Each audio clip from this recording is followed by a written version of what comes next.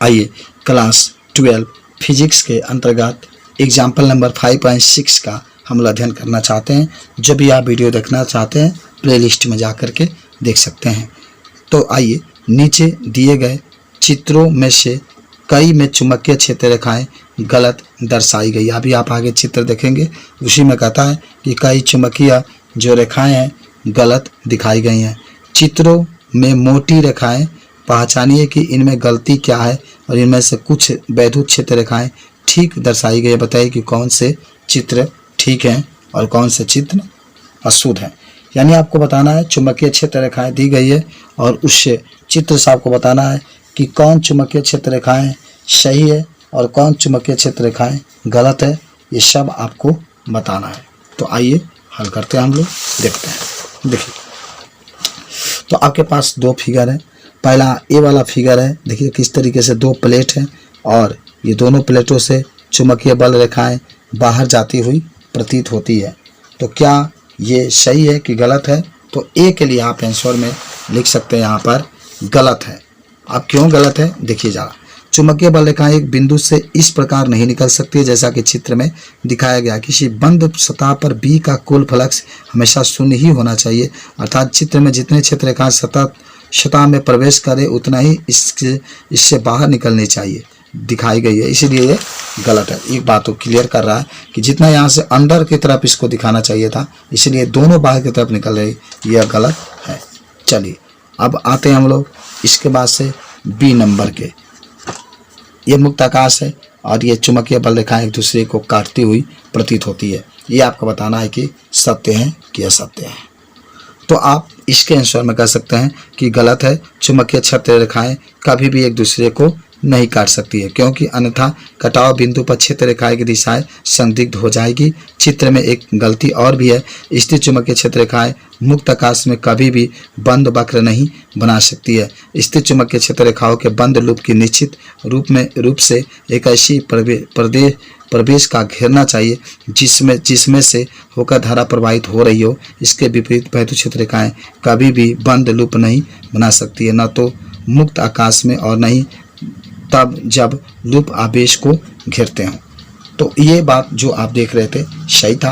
आपने देखा था कि चित्र इस तरीके से इसमें बनाया गया था, चुंबकीय बल रेखाएं एक दूसरे को काटते हुए दिखाई गई थी, इसलिए ये बात आपका गलत है।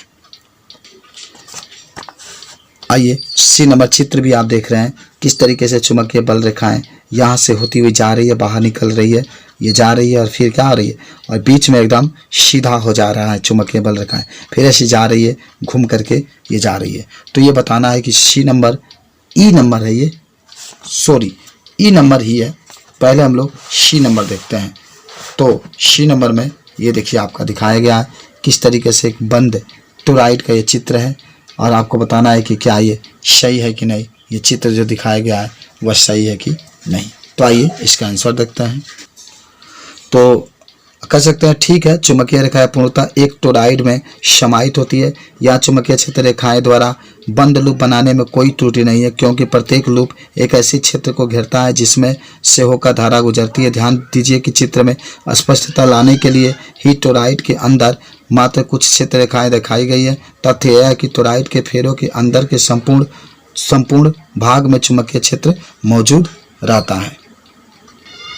अब आपके पास डी नंबर फिगर है, ये परिनालिका है। एक तरफ से चुंबकीय क्षेत्र रेखाएं जा रही है, फिर बाहर की तरफ जा रही है, फिर चुंबकीय क्षेत्र रेखाएं जा रही है, बाहर की तरफ निकल रही है। और ये भी ये बताना है कि सही है कि गलत है। तो आइए उत्तर देखते हैं।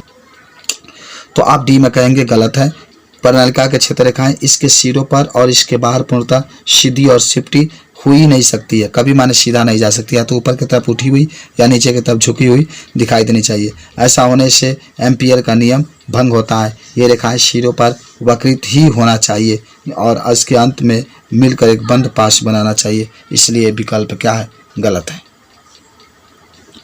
ये आपके पास ई नंबर फिगर है। चुंबकीय बल रेखा एक तरफ से प्रवेश करती है, फिर बाहर की तरफ निकल रही है, प्रवेश कर रही है, बाहर की तरफ निकल रही है।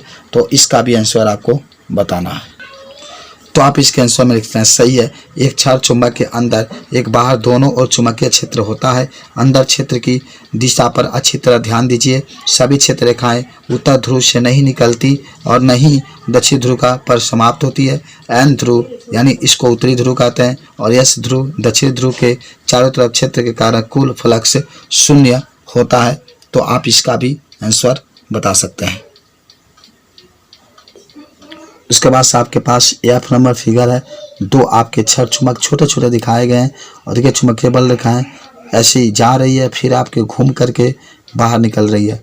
ये भी चुंबकीय बल रेखाएं ऐसे जा रही है, फिर घूम करके बाहर निकल रही है। इस तरीके से दिखाया गया और बीच में जो चुंबकीय बल रेखाएं हैं एकदम सीधा जा रही है। तो इसका भी आंसर आपको बताना है। तो आइए देखते हैं। तो आप एफ का आंसर बता सकते हैं गलत है। संभावना वही है कि ये क्षेत्र रेखाएं चुंबकीय क्षेत्र प्रदर्शित नहीं करती है।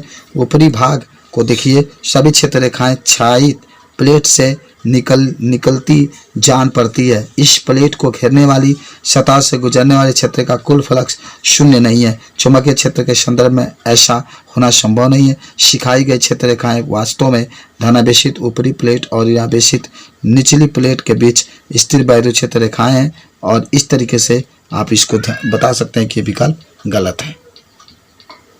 उसके बाद से देखिए ये जी आपका दिखाया गया है किस तरीके से एक क्षार चुंबक है एन और एच और इस चित्र से आपको बताना है कि ये चित्र सही है कि गलत है। देखते हैं उत्तर में। तो आप जी में बता सकते हैं गलत है। दो ध्रुवों के बीच चुंबकीय क्षेत्र रेखाएं सिरों पर ठीक सरल रेखाओं में नहीं हो सकती है। रेखाओं में कुछ फैलाव असंभव वाही है, अन्यथा एम्पियर का नियम भंग होता है। यह बात वैद्युत क्षेत्र रेखाओं के लिए भी लागू होता है। तो इस तरीके से ये कुछ क्वेश्चन थे 5 पॉइंट जो एग्जाम्पल 6 थे। मुझे उम्मीद है कि आप इसको समझे होंगे। फिर भी अगर कोई डाउट है तो आप मुझे बता सकते हैं। धन्यवाद।